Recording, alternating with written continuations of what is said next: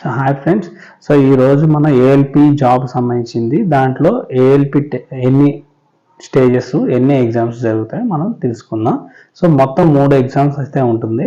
CBT 1, CBT 2 and computer based aptitude test అని 3 exams ఉంటాయి.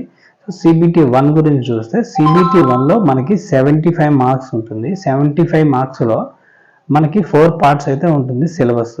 ఒకటి మ్యాథ్స్, ఇంకా రీజనింగ్, ఇంకా కరెంట్ అఫైర్స్, ఇంకా ఫైనల్ మనం general science, sports and technology, science and technology, sports, events అన్నీ అలా ఉంటుంది. సో వీటికి సంబంధించిన దాన్ని 75 మార్క్స్ మనకి క్వశ్చన్ ప్యాటర్న్ అయితే ఉంటుంది. సో ఎప్పుడైతే మనం సిబిటి 1 క్వాలిఫై అవుతామో, క్వాలిఫై అయిన తర్వాత కట్ ఆఫ్ మార్క్స్ అయితే ఇస్తారు. ఆ కట్ ఆఫ్ మార్క్ మనం రీచ్ అయిన తర్వాత మనం సిబిటి 2కి ఎలిజిబుల్ అవుతాము.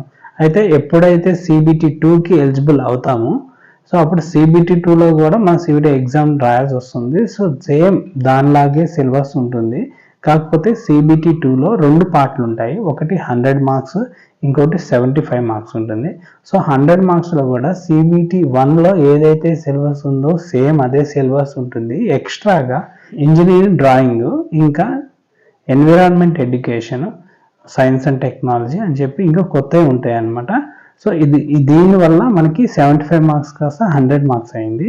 సో అవి ఇంకొకటి పార్ట్ బి వచ్చి 75 మార్క్స్ ఉంటుంది. అదేంటంటే మన ఏదైతే స్ట్రీమ్ మనం చదువుకున్నామో, అంటే మన qualification suppose ITI, diploma or BTech ఉంటుంది కదా.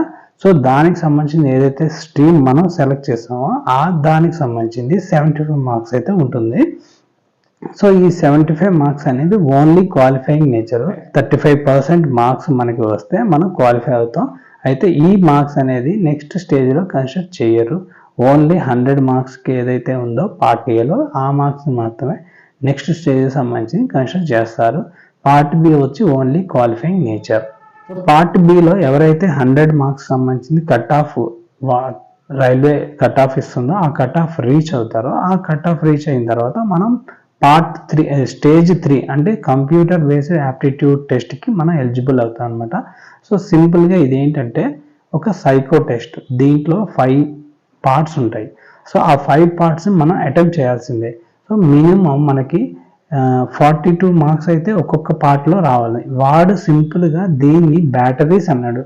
సో 5 బ్యాటరీస్ అంటే ఏం లేదు, speed test, memory test, so depth penetration test, power test, memory test, ఇట్లాగా 5 బ్యాటరీస్ ఉంటాయి. 5 బ్యాటరీస్ సంబంధించింది మనం అటెంప్ట్ చేయాల్సి వస్తుంది. సో ఈ 5 బ్యాటరీస్, ఈచ్ బ్యాటరీలో మనకి మినిమం 42 మార్క్స్ అయితే రావాల్సి ఉంటుంది.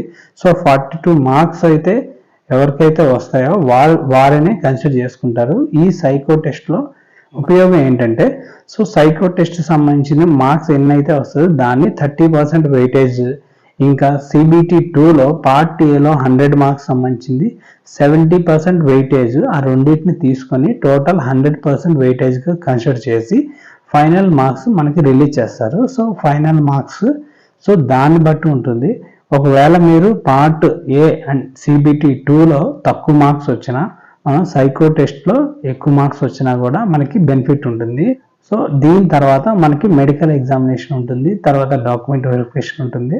సో డాక్యుమెంట్ వెరిఫికేషన్ అయిన తర్వాత ఫైనల్గా ప్యానల్ లిస్ట్ అనేది రిలీజ్ చేస్తారు. సో ఆ ప్యానల్ లిస్ట్ మన పేరు ఉంటే మనం we are eligible for ALP job.